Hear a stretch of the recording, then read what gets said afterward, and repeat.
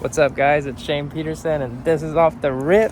We're here at Anaheim 2. Can't get any more off the rip than being here at the gate. So I thought I'd start the show down here on the floor. Track has been set. The guys go out for press day tomorrow, so I'm excited to see how this all shakes down. Right now I'm just walking the track and getting a look at it before the riders get to ride it.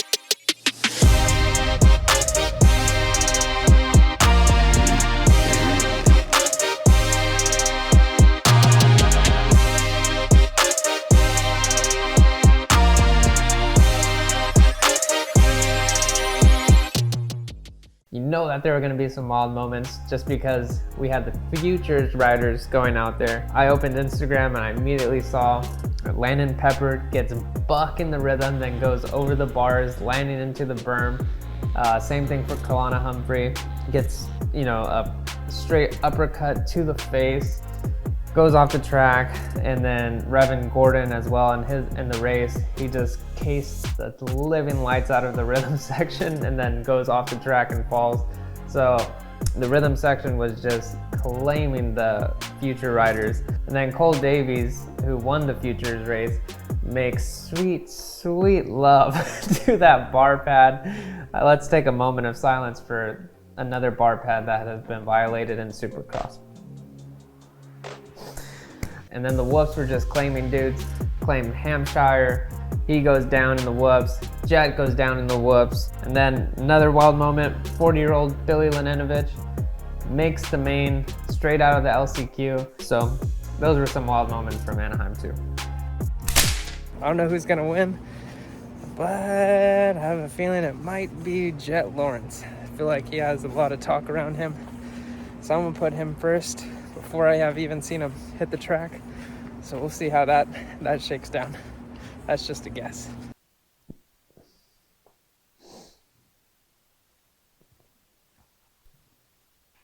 Jet, dude, what happened, man? What happened? I thought he was gonna win, but he made so many mistakes this race. He was booed during opening ceremonies, which was pretty crazy. I was there on the floor, and I could just hear all these boos, and I'm like, what? Why are people booing? And it just sounded, I was like, are they cheering or are they booing? And I was just like kind of looking around, and there was just woo, and you just hear that. I'm like, and I look up at the screen and I see, oh shoot, it's Jet's video.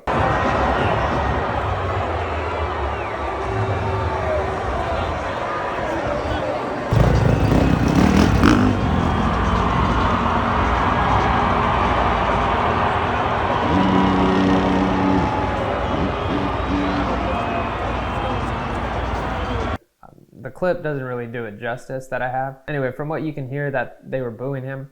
So you have to think, as a 19-year-old, hearing that while you come out, like, that's gonna mess with your head for sure. I know it would have when I was 19. If somebody was like, had a whole crowd booing me, I'd be like, man, what the heck? It would get to me. And I think it got to him, and just the whole, media just blowing it out of proportion, that got to him too.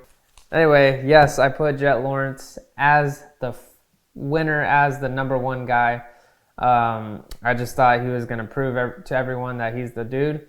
And I feel like that's the kind of rider he is, and he's not just going to back down. This was more going to be like a statement race to him. That's what I thought. But the guy that's not making any mistakes, that's been consistent, is number 2, Cooper Webb. He's championship Cooper Webb. Like, that's what we're watching right now. I just didn't think he was just gonna flat out win, because I thought Jet was just gonna have more speed than him and not make mistakes. But yeah, that's why I put him for second.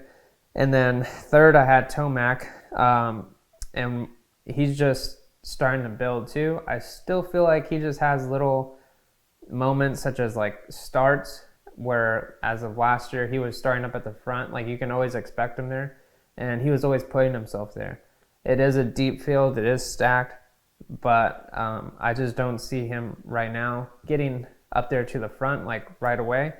So that's why I put him for third, just because I knew he was going to struggle with some starts. We did see that he has speed, especially in that third race, how he was after the race. And it just seems like he's like, yeah, you know, like he's like, cool, like we're in a good spot.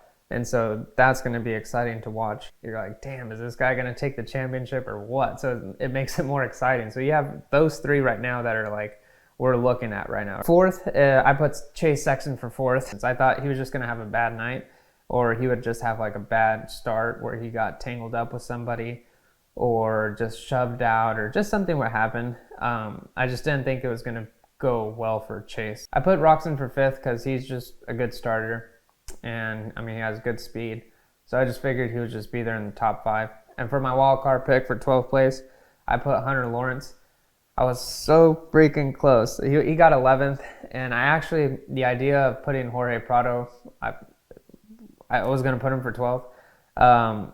But I thought he was kind of at 11th and 10th. And then with AC being out, that's like another spot to maybe get 8th. So I thought he was going to end up like in an 8th position. And it being his last race in the series, that he was going to want to do better, and maybe like try to get like a top, I don't know, like top 5 or something, but not 12, top 10. Sorry, not that far, but try to get top 10 and leave on a high. So those were my picks. This was the race that I needed to do better. My ranking was at 2,000.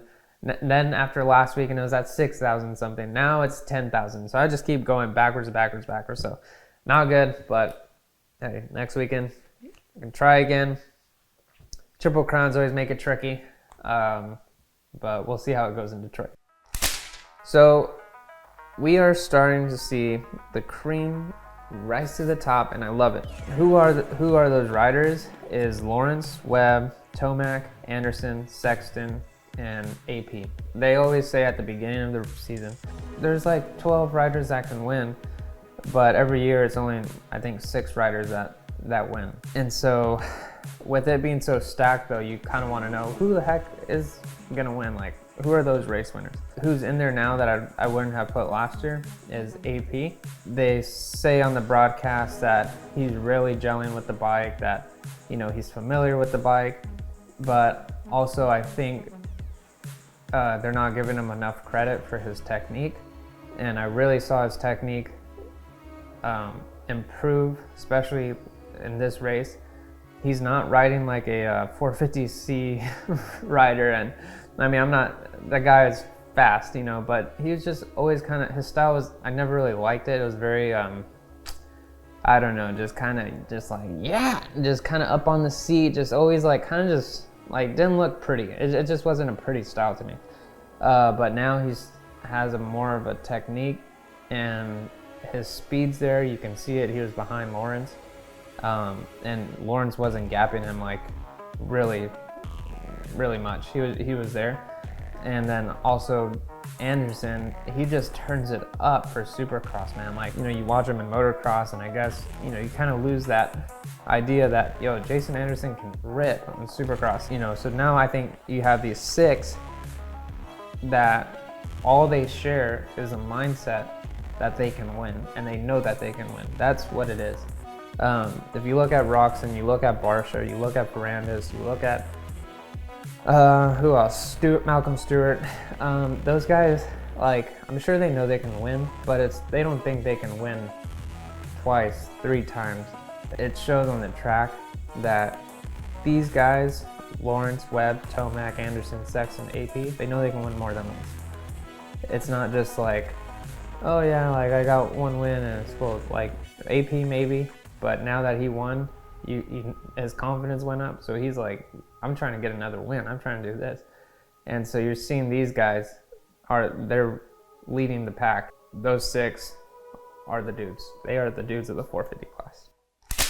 All right, so moving on to the 250 class, Rider D is starting to break through in practice, setting fast times. Even in the heat race, he was starting to lead laps, and so he's just becoming more familiar at the front and just being more comfortable to lead races, and eventually that leads to wins, and that leads to consecutive wins and so forth. Joe Shimoda needs to gritty his ass up out the gate, dude. I don't know what he's doing. He's not. It's not going good for him this season. He should have had at least a win by now, or be up there, you know, battling for a win, and he's not. Anyway, points are starting to get tight. Hey, yo, pause, son. This was RJ Hampshire's night to make up points, especially since Jordan Smith had a bad race, but he didn't. He dropped the ball, or he dropped his bike, and just blew it, man. But the chef is cooking. The kitchen is hot, and he is serving. He had a good race. You know, he won the Triple Crown last year, won it this year, has the points lead now, so it's good, man. He's turning around. It's a good season for him. Like the Rapper 42 Doug says, throw up a foe, because there's been 4 different race winners this season. It's awesome, man. The 250 class is just delivering good racing, and the 450 class. So all around good racing from the Triple Crown. That's all we have for today. Just drop a like, comment, subscribe, and I'll see you guys next week to talk about Detroit. Peace.